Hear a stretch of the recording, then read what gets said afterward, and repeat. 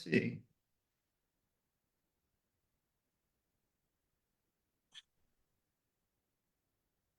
We can see. There it is. Okay, we're good now. What's going on, everybody? Hope everyone is doing fantastic. Happy Friday. If you guys are watching this live, I'm going to pull this up on my phone so I can just keep up with comments. If you guys are uh, hanging out with us today, drop a comment. Say, give us a hashtag live. Let us know where you're hanging out from today. But today we're going to be talking about lead gen and probably some other fun stuff. But I have James Donovan here with me from 9292 Media, and really excited to have you, James. Like, I've known you personally, and just really excited to have you in here to have an awesome conversation. So, how have you been, man? Yeah, good. I'm looking forward to it. Thanks so much, Charlie.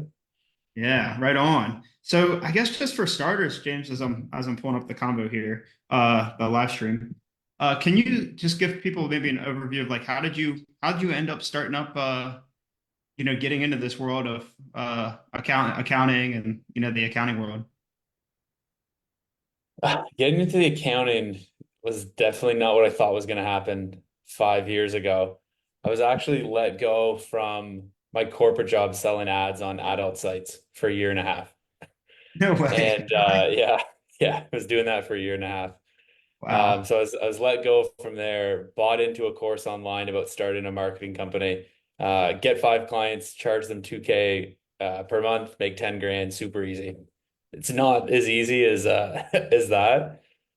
And it was a bit of a grind getting started, selling Facebook ads to random businesses in Toronto, biking around, literally knocking on doors. And then the pandemic hit. I was kicked off of Facebook. So I had to switch platforms, started working with commercial cleaners during the pandemic. It seemed like the most logical thing to do. We were doing some stuff on LinkedIn. That worked well, as we were trying to figure out what the process was, how to get leads, how to get appointments for our clients. And then we started to notice every market's different. They can only reach out to people about a 40-mile radius. So we went to the top of the alphabet, said, who can we work with now? Landed on accounting. And they were working with people, nationwide, especially because of the pandemic. I think it pushed a lot of people nationwide. Quickly was introduced to the employee retention tax credit, started generating a lot of leads and appointments and sales there. And then after every man and their dog was doing ERC, we asked our clients, hey, what else do you do that's high ticket? And it was advisory services. So that's the space we've been hanging out in the last year and a half or so. Awesome, man. That's that's a wild story. And I guess your experience with whatever the hell you were doing with the adult sites. What a wild piece, man. There's a joke in there somewhere. I'm blanking. Yeah. But, what I'm sure that experience helped you. Like, I'm sure having that marketing experience came in so you weren't completely like like starting from nothing, and you had some base knowledge. So that was good. Yeah, it was honestly one of the biggest takeaways from it was just learning how to sell digital services online. So all of the sales we did, I think 99% of them were done through typing to prospects on Skype. That industry at the time, I don't know if it's still the case, it's been 5 years now, but everyone would just connect on Skype and it was just like typing back and forth.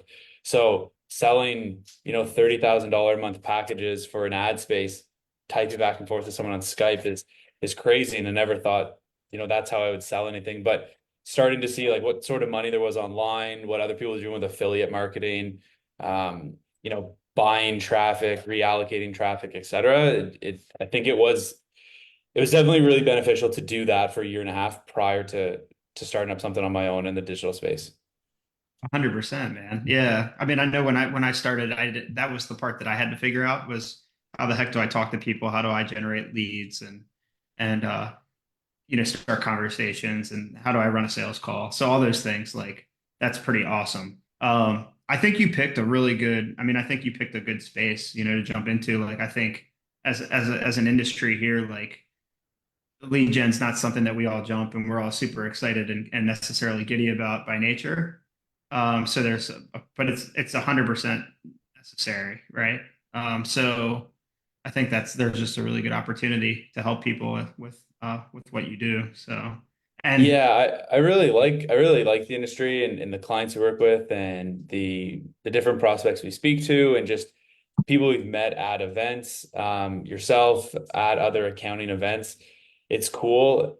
I mean, every business, wherever they are in the world, we work with everyone primarily in the US, but every business needs an accountant. Every business needs a financial advisor. So what our clients are doing is not going out of business, and it's certainly not going to go out of business anytime soon. So it's nice that there's always a demand. It's just figuring out a creative way to get their message in front of that business owner who doesn't know what they don't know.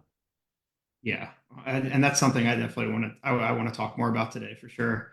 I love that you're focused on advisory. Like that's very much what we're focused on. And I think we probably kind of had similar realizations. Like I was helping out on lead generation, a lot of lead generation in the beginning, and for whatever service that people wanted. And I realized, well, bringing in a 1040 client for a couple $100 a year is not as valuable as bringing in clients that are willing to pay five figures, multi five figures, right? Yeah. So there's just so much more value you can provide, and when the accountants can focus on those higher end services, there's so much more they can do with less, I guess. So Yeah. I think that's awesome. And Hmm, also you're starting to, I mean, the higher value or the higher ticket your clients are, for the most part, like generally the easier the conversations are, and like you're not dealing with people who have champagne taste and a beer budget. So I don't know. I like working with people who are offering the advisory services, and for them to offer their advisory services to other clients because they're not the people they're working with aren't expecting the world for $100 or $200 tax return. yeah. Okay, well, let's talk more about like how do we. I'm just thinking about what the audience might be thinking right now. Like, everyone's in a different space. Like, I think it's coming up a lot about advisory. There's a lot of the Journal of Accountancy is talking about it, and there's a lot of ads out there about do advisory, right? And that's what we preach too. But how do you practically start? How would you practically start going about um, maybe generating opportunities for that? Like, what comes to mind there? Yeah. So if we start where kind of lower on the pole, if you're already offering bookkeeping, payroll, some of the I want to say like entry level services or the lower ticket services. And excuse me if I don't want to be like down talking any of the services because there's certain need for all of them, but just transparently, a lot of these services are lower ticket than advisory. But I think what works really well that we're seeing right now, local service ads on Google. So getting your Google business profile up, you can publish articles on there. Just constantly hammer on the keywords around advisory, around bookkeeping, around payroll, whatever it is you're currently offering. I really like what we were speaking about the other day is upselling your current clients. So if you have a bunch of payroll clients, and that's super easy for you right now to go out and grab those clients. Turn on some local service ads, only pay per lead. They're super high intent leads calling in because they already know they have a problem. You're just the person on the other end of the phone answering it now, and you're going to charge them to solve that problem. Once you work with them, quick upsell because you already have that established relationship. It's a lot easier to convince somebody who's paying you $300-400 a month for a handful of months to now start paying you 1,500, 2 grand versus a stranger to pay you 2 grand. So you could take a little bit longer route, get your bookkeeping clients, and then upsell them, the ones who are a fit. Or what we do for all of our clients that works really well, direct outreach on LinkedIn. Anyone who takes their business serious will have a profile on LinkedIn. And I know a ton of people are probably thinking, oh, my ideal client's not on LinkedIn. Guess what? They are. There's over 1 billion users on LinkedIn. So it's every person's ideal client is on LinkedIn, guaranteed, especially if you're in the B2B space. And it's just a matter of getting in front of those people and having daily conversations. And then the people who express interest, nurturing those leads and pushing them for a phone call. Right. It really is that simple. Awesome. That's incredible, man. I'm completely aligned with you on the two approaches because I'm seeing the exact same things. Like we had one client this year that upgraded six of his business tax clients into advisory services, like massive retainers, and That's awesome. more than seven. It's like 10 at this point at least. So that's been like 50% per revenue increase has been insane. So that approach definitely works.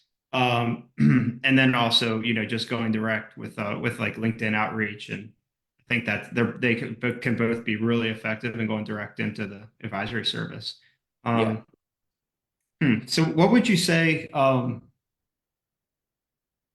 there's a couple of like common things that I hear from the accounting crew here. So my clients would never pay that. Like, what would you say? Have you had that come up, or like how would you Yeah. think about that? Yeah. Don't say someone else's no for them. It's again, it's that simple. When you start making the asks, you'll be surprised at how many people actually say yes. It's not a guarantee that everyone's going to say yes for you, but just in general, stop saying or assuming people will not pay what you're asking because you'll be extremely surprised when they start saying yes. And it's as easy as if you're the expert in their business and you know what's happening, you know how you can forecast their financials, you can help with their job cost analysis, you can provide value to them. If you lay out the roadmap before even making the ask and just say, hey, look, Bob, I've been inside of your books for, the last year, the last 6 months, whatever it is. I've gone ahead and I put together this whole roadmap. This is how we plan to execute it. These are the strategic steps we're going to need to take. Here it is.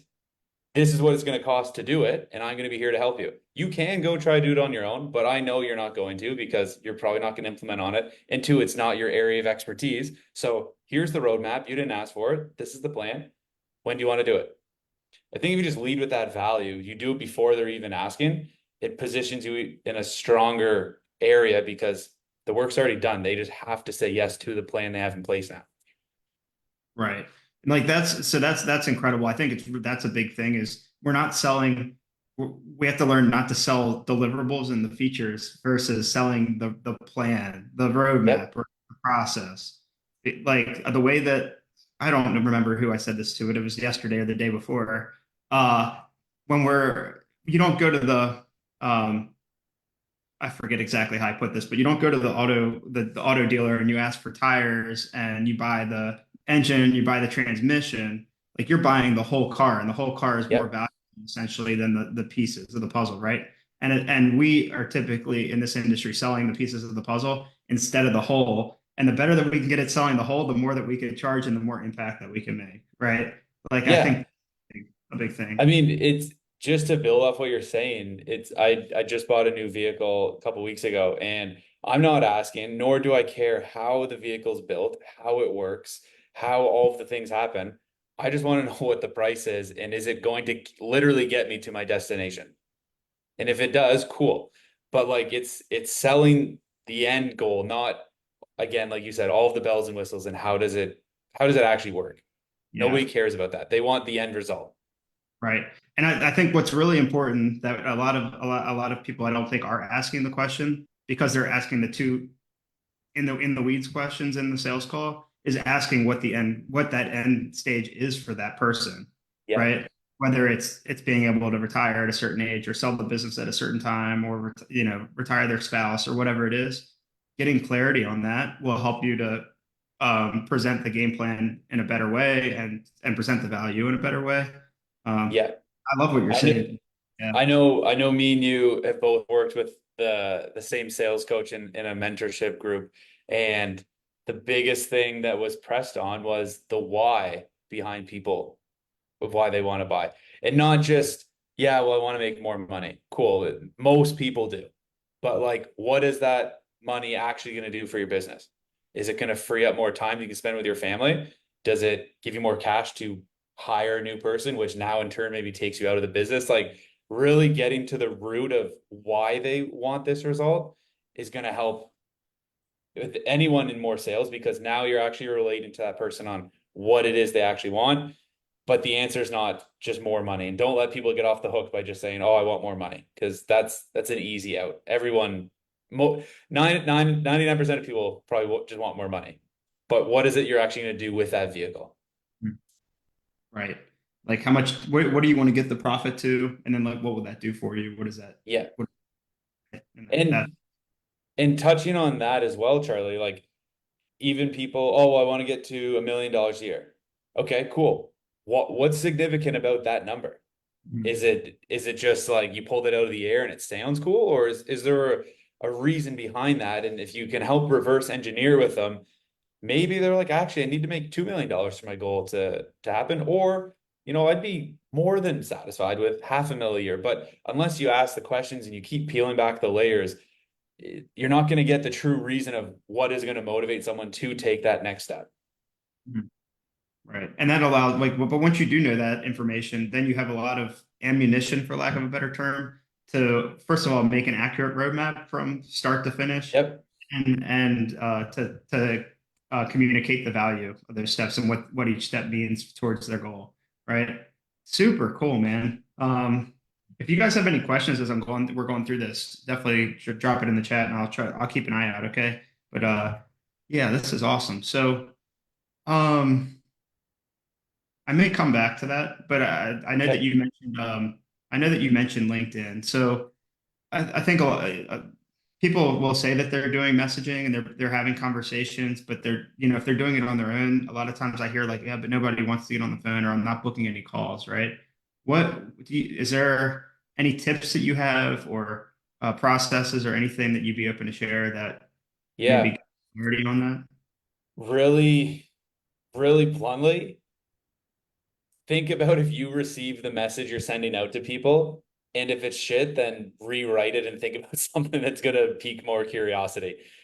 Too many people are like, "Oh yeah, I've tried it, doesn't work, and the platform doesn't work." Trust me, it's not the platform. It's it's how you set up your profile. Do people know how to get in touch with you? Does your profile clearly tell your audience the problem you solve and who you solve it for? If it's not doing that, the rest of your outreach, the rest of the strategy is going to be a really uphill battle. So set up your profile first. In your cover photo, have your phone number, have your email, have a call to action with your Calendly link or your Go High Level link, whatever it is you're booking calls with. Through there, have some qualification questions as people go through your funnel. But as you're sending out your messages, you want to get your targeting dialed in from Sales Navigator. I think it's the most underrated tool online, in my opinion. For $100 a month, you can reach out to any decision maker professional in whatever industry you want. To me, that's worth its weight in gold. But from there, just know your audience and what is going, like think about when you're on sales calls, why people even want to speak to you, or what are the problems your current clients have and why they continue to pay you, and lead with that. Something that we use, giving away the playbook, leading with the fact that someone already has a CPA. Hey Charlie, when was the last time your CPA provided you with a job cost analysis? Boom. We already know you probably have a CPA, and they're probably not providing you with XYZ. Mhm. So when they respond back, they're either going to say, I don't have a CPA. Okay, doors open. Does it make sense for us to have a conversation then about this? Or actually, they're not doing that for me. Okay, understood. Would you be opposed to us having a conversation to see potentially what else is being overlooked by your existing CPA? Send your calendar link. I love that because you're already the most common objection that you're probably getting before was I already have a CPA, and you're Yep. starting off with like, hey, I know that you probably already have a CPA, but and I love that job cost analysis. I was just thinking one that you could test out is like when was the last time they proactively reached out to you? I think that Yeah. one worked really well too because the most common complaint that clients have for their accountant is attention, basically. I really like that one. I'm jotting that down because that's a solid I like question, it too. especially because it's open-ended. Yeah, that would be interesting to A/B test that and see how it does. I don't know, but Yeah. that's cool.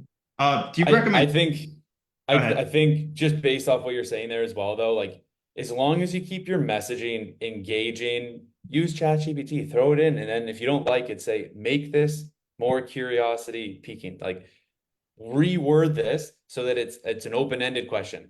I hate leading with anything that is going to provoke a yes no response because the conversation ends right there.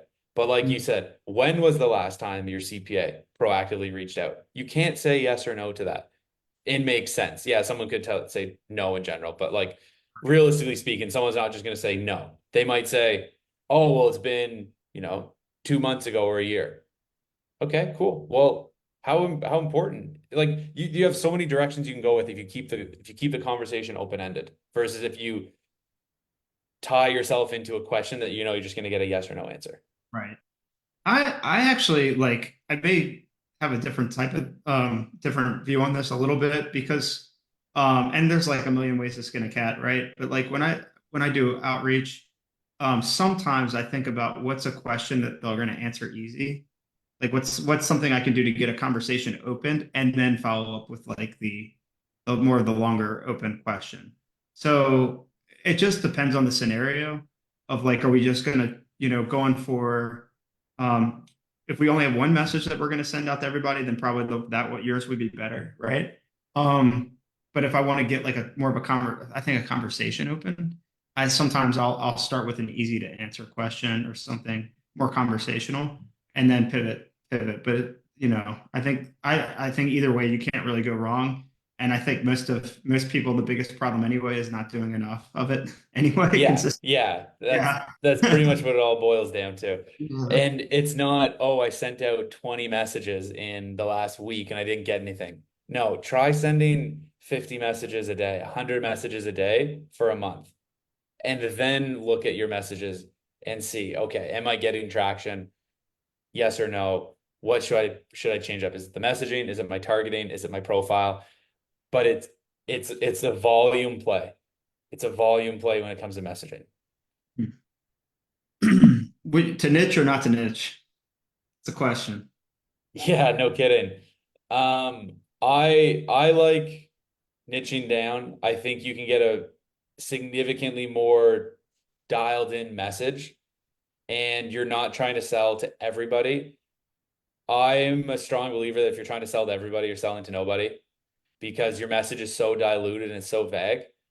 Like, just think about that job cost analysis message. That works incredible for anyone working in the construction space. So if that's you, like run with that message. But I think if you say that to some other industries, they're gonna be like, well, that's not my language. We don't need that at all. So like I don't really care if my accountant hasn't provided me with a job cost analysis because I don't need it. Like if you're reaching out to digital marketing companies, I don't think digital marketing companies need job cost analysis. I could be wrong as an owner of a digital marketing company, but I don't think I need that. This might be a case of I don't know what I don't know, but I know that works really well for construction firms. Mhm. And if you're Yeah. dialed in as you're the go-to advisor for construction firms, people in that space are going to start to know you versus you can't be the go-to advisor for everyone. It's going to cost so much money to get to that level, like Coca-Cola. But if you're the go-to person for construction, it's a lot easier to get into that circle and be the face of that industry. Yeah. Okay. Yeah, that makes a lot of sense. I was just thinking, but TurboTax is the tax preparer for everybody, right, guys? Wink, wink. Like some craziness going on with TurboTax and into it right now, just current event stuff. But uh, Am I totally off on job costing for digital marketing companies? uh, job costing for digital marketing companies, not necessarily because I Okay. think it depends on how big, like the bigger ones. Yeah, probably they probably want to know they want to know their profitability by client and things like that. Like so, Yeah. Okay. makes sense. Yeah, All right.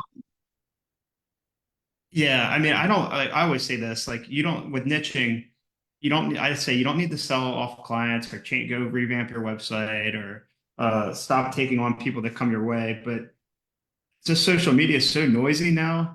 Like, people, as attention span's shorter. So you need to really make sure you have a relevant message, whether that's in the DMs or your content. to really get people to stop scrolling and actually pay attention. Um, so I think it's a huge, it can be a huge game changer. Um, and I actually had a sales conversation this morning, and someone mentioned like they had hired a couple of other um, coaches, consultants, mentors, and they said, "Dang, Charlie, I wish I would have found you, before you, you speak my language. You're." She literally said, "You speak my," Yeah. right? So she's like, "Yeah, because you're actually an accountant, right? So you work just with accountants. So I think there's definitely something to be said with that, for sure, with niching down and just Well, I mean, look at your client base. Um, and us just having this conversation, you coming on our podcast yesterday, like there's a reason we asked you to come on because you work in the space. You have a reputable brand in the space that people are going to recognize.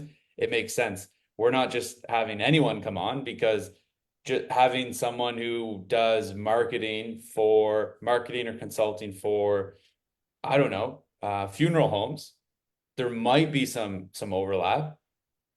But if you can, again, like you said, with your prospect, you're speaking the language, like you get so much more reputable and easier to relate to. I don't know. I think niching down is the key, 100%.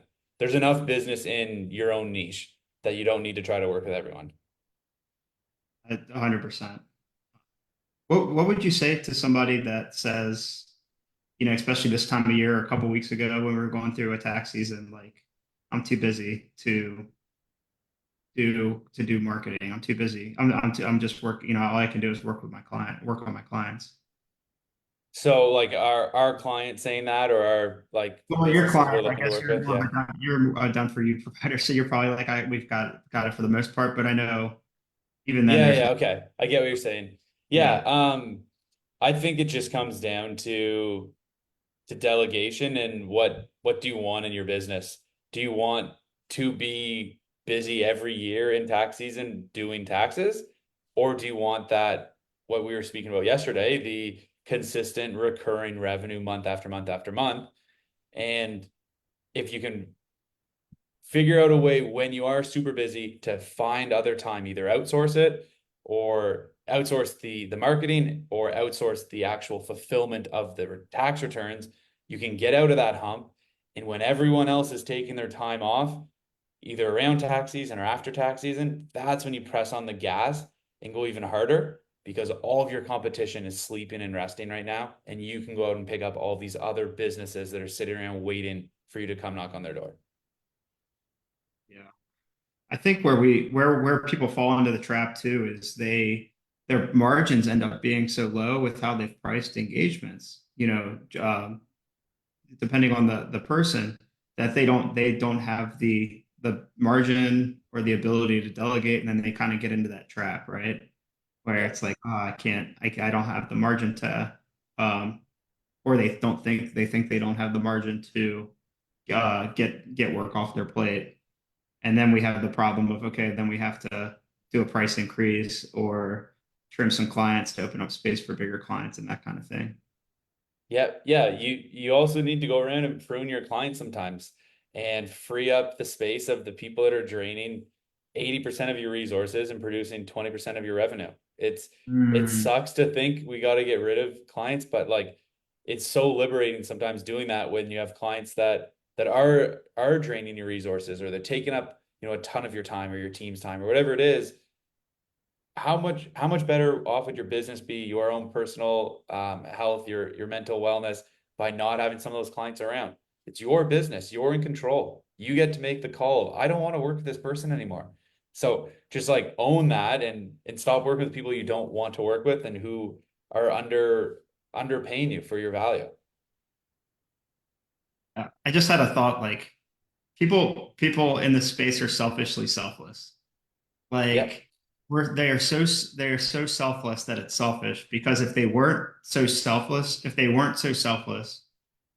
and this is coming with compassion, and I feel like because I care so much, and it's just I just talk to so many people that are going the extra 10 miles for their clients, right?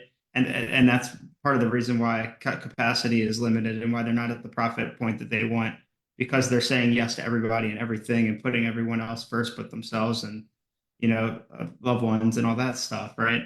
And that if they were able to be more selfish, if for lack of, I kind of, this is an interesting like content idea. If they were able to be a little more selfish, or that's not even the right word really, but that would, that if you were able to say no more, you'd be able to grow your business more, which would ultimately allow you to create more impact for the right people and ultimately eventually build out bigger teams and things like that to help everyone.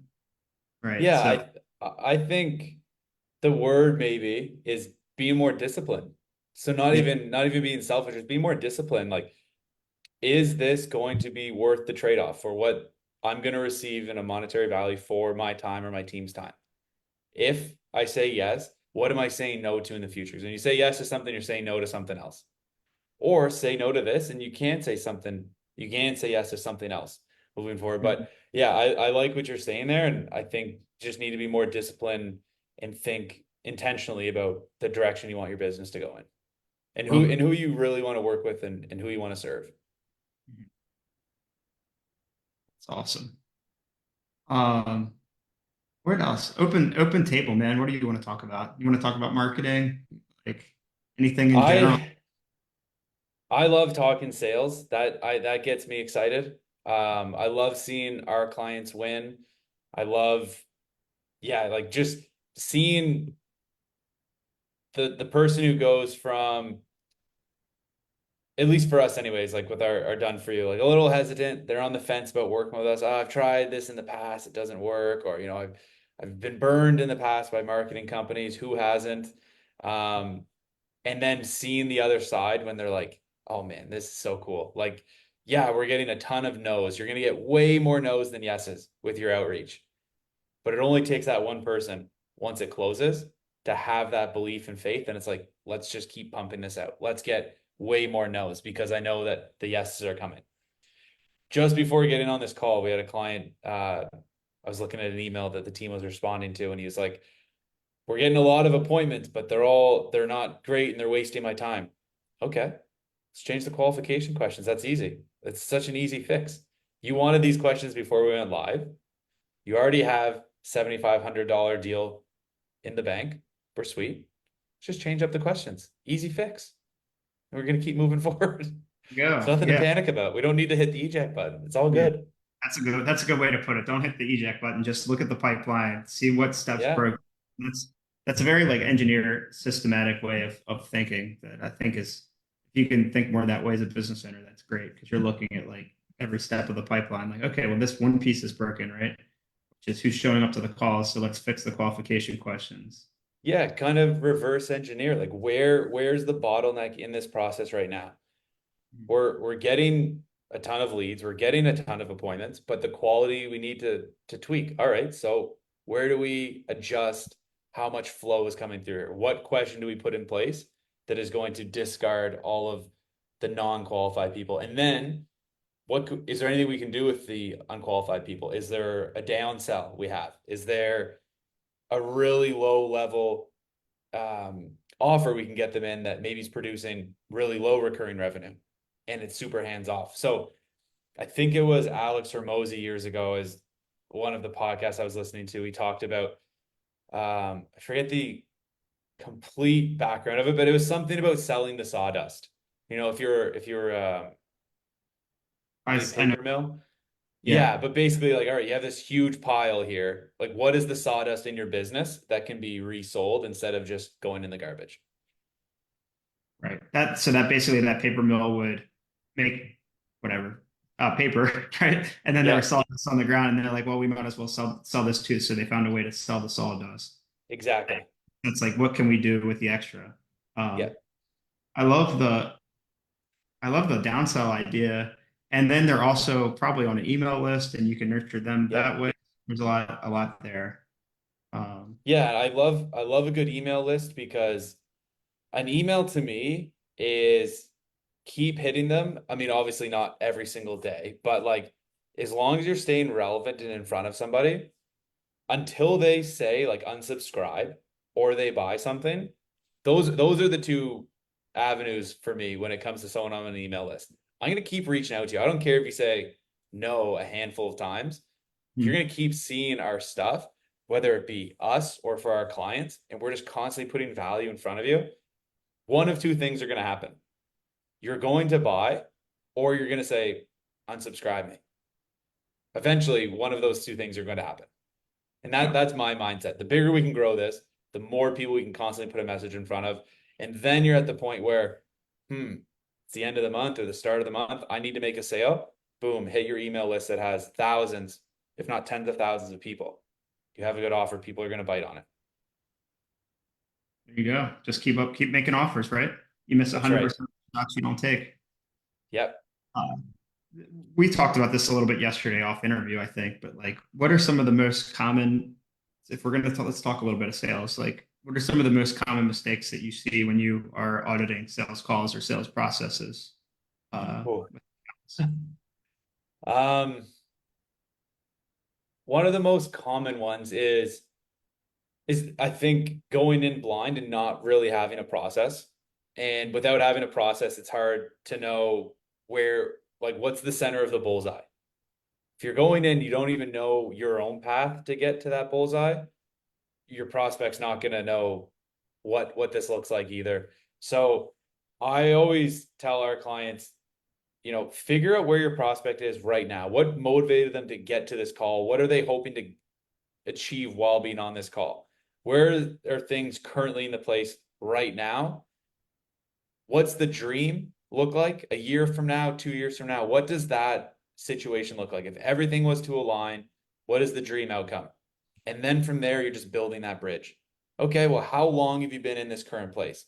Why is this now today that you wanted to get on this call enough of a problem, enough of a pain in figuring that out? Be the doctor that pushes on the bruise, and then once your prospects realize what their pain is, you're no longer convincing or pushing someone to buy something. They're coming to that realization on their own. And it's a much easier conversation when you have the solution for them.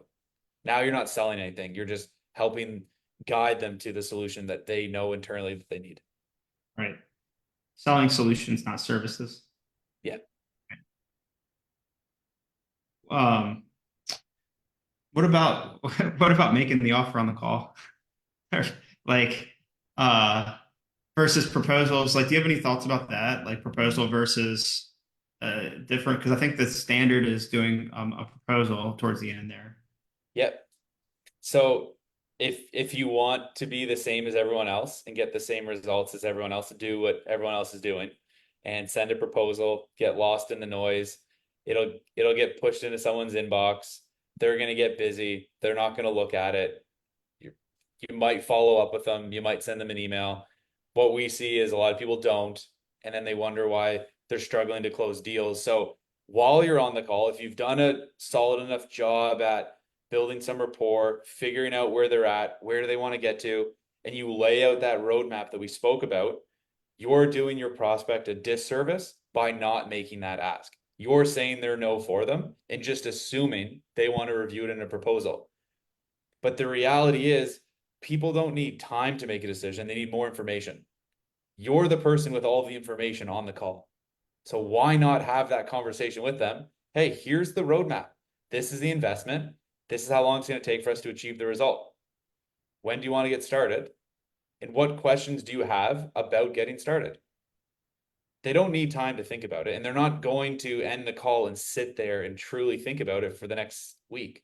They're going to be busy. They're going to go put out fires in their own business, just like we are putting out fires in our own business. So, with the time that's already allocated, just make the ask. Hey, does this make sense to move forward? What questions can I help you answer so that we can make the best decision for your business? I don't believe in there needs to be a big proposal and everything sent out. I think it can all be done on the first call, 100%. Yeah, I think there's a couple different scenarios, right? We could kind of break this down. Like sometimes accountants, I think, feel like they need to review the information to make a price decision, right? Or That's they fair. or they may ask for financials to like review before they make a pricing decision.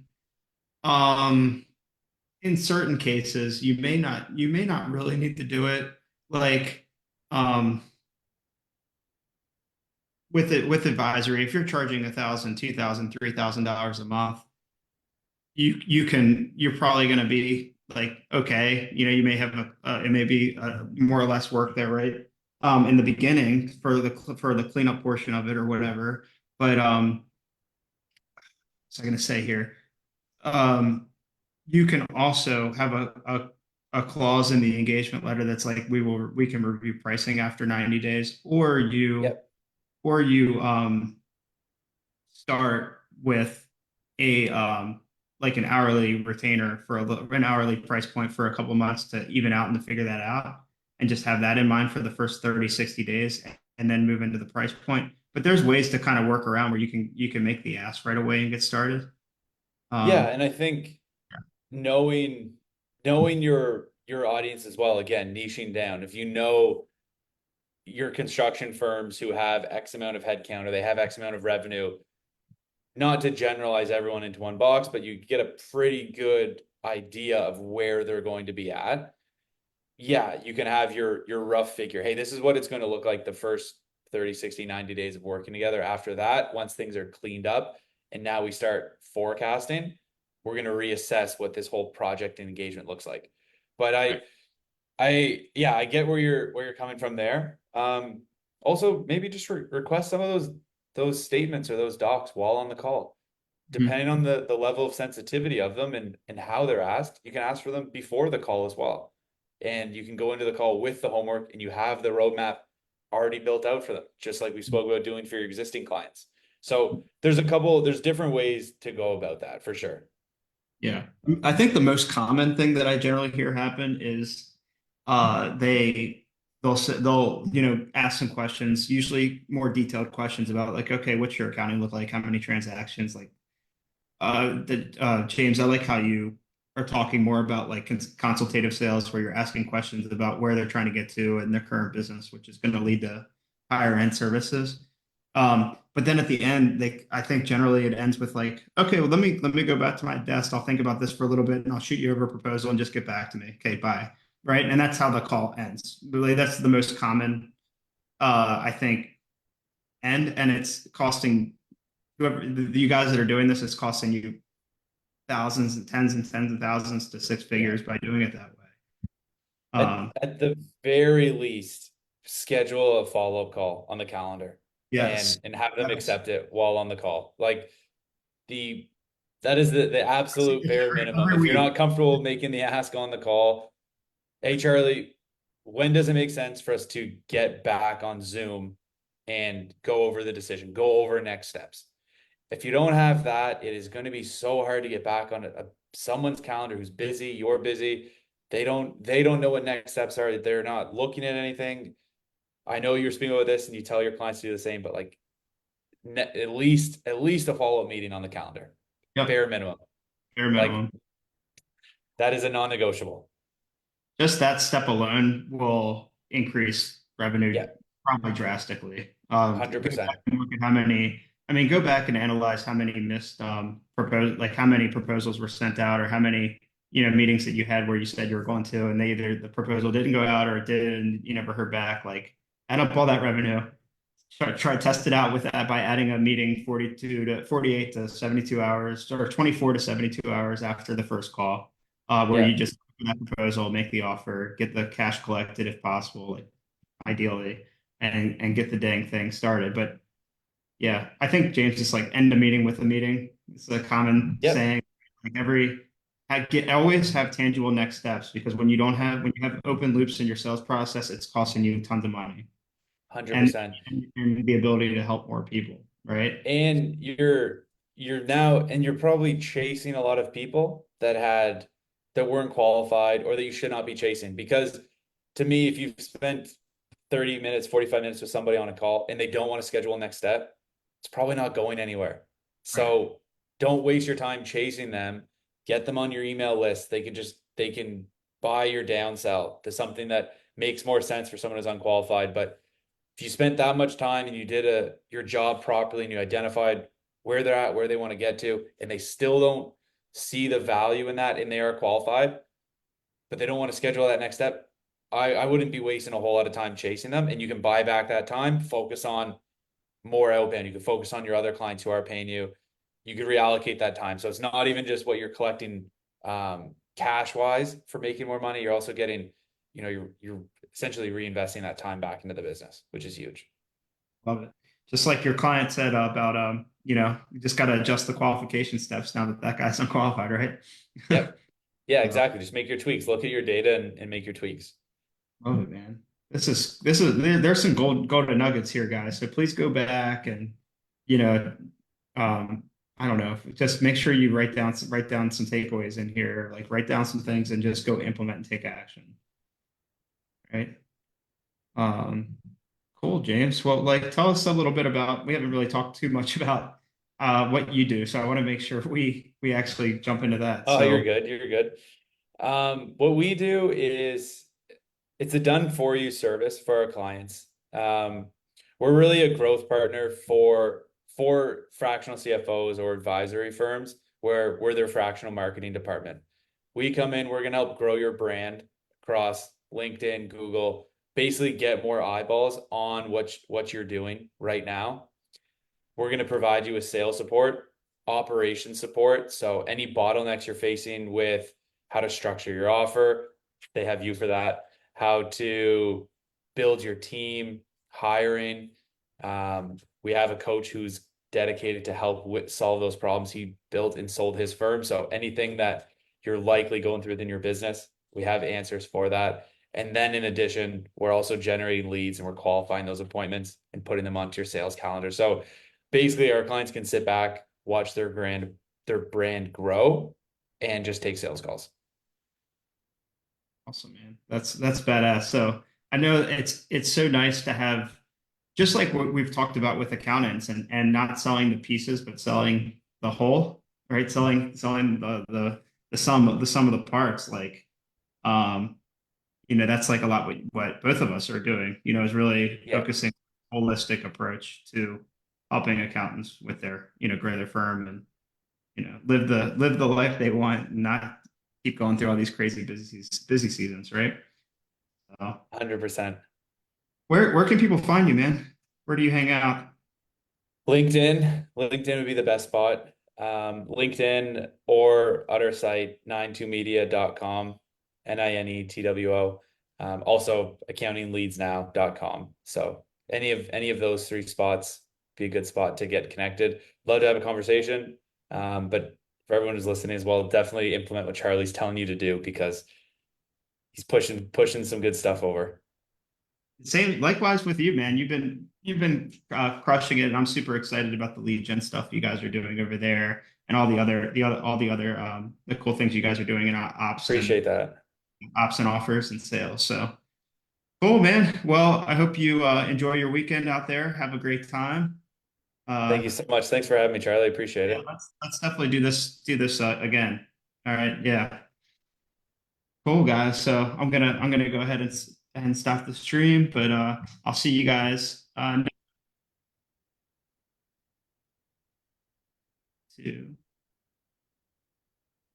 stop it here. Hold on. Okay.